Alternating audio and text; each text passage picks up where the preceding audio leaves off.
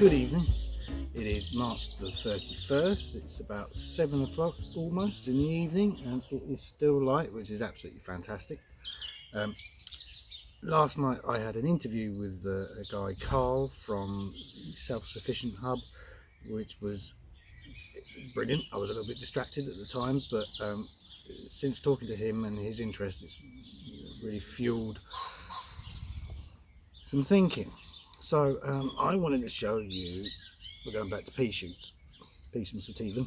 So I wanted to show you sorting those out. So the other night I soaked a whole load of pea shoots. In fact, it was probably about 3 days ago now. I've already sown a whole load to refill my wine box. But as you can see, they quite happily make a root and get themselves going. And all I'm going to do is just put enough in there, spread them out a little. They're probably about a pea's width, sort of between each pea.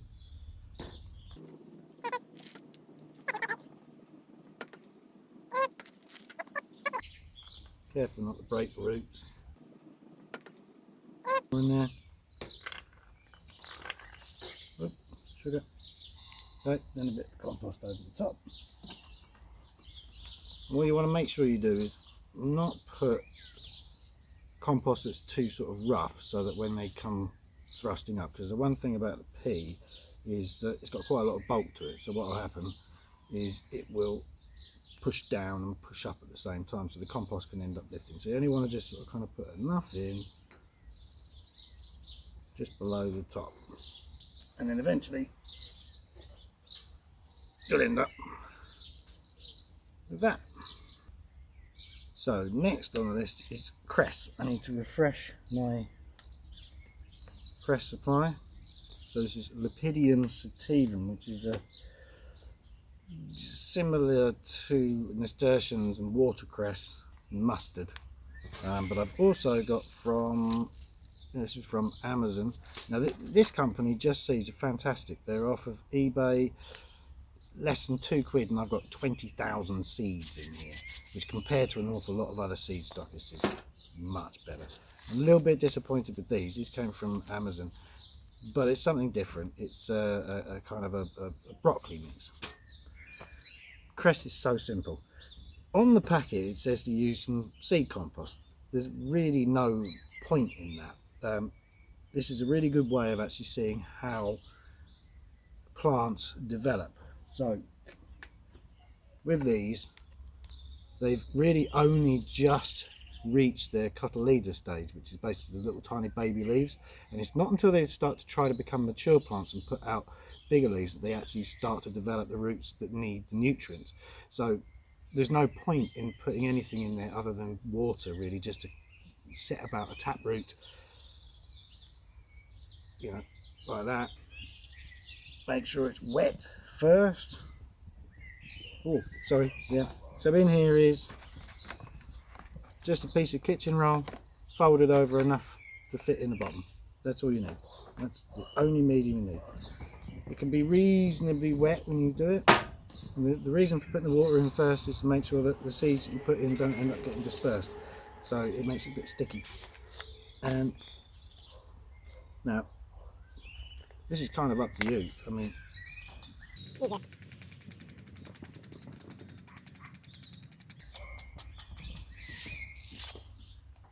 that'll do. So that's it really. And all I'll do is keep that on a shelf which is near a window, but it doesn't really get any light. You just want warmth. And just make sure it doesn't dry out at all. Just keep doing that, and within 8 days you'll have the other stuff come up. This is a really good technique and process to learn, because every now and again you get some problem seeds. So parsnips would be one of those. It's a good idea to actually just germinate them like this, and then you can transplant the germinated seeds, because they are renowned for being terrible at germinating. So I've had a bit of a problem with these. I'm not going to mention the name, but I've had a bit of a problem with these purple Monge 2. I've had a bit of a sort of 50% germination rate with the ones in the trays. I didn't soak them, but that doesn't necessarily matter too much. So maybe they are a little bit fussy. So what I'm going to do is just put a whole load in here. I'm going to try and do, because I use multi-cells, so there's 24 cells, so I'm going to try to put that many in.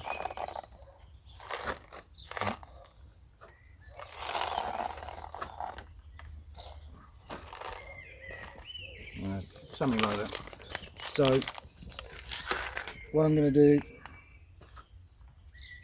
is just keep these reasonably wet, and they're kind of floating around in there, but that's all right because they will soak that up. And I'm going to do the same thing with them. I'm going to keep them on my shelf so I can check on them in the morning, see how they're going. This is a really good thing to do if you're planning out your garden and you've never grown anything before. And while you're planning it out, and whilst you're trying to plant things and get things established, bearing in mind that things like radishes are going to take some 60 days, and that's the fastest thing you're going to be able to sort of grow.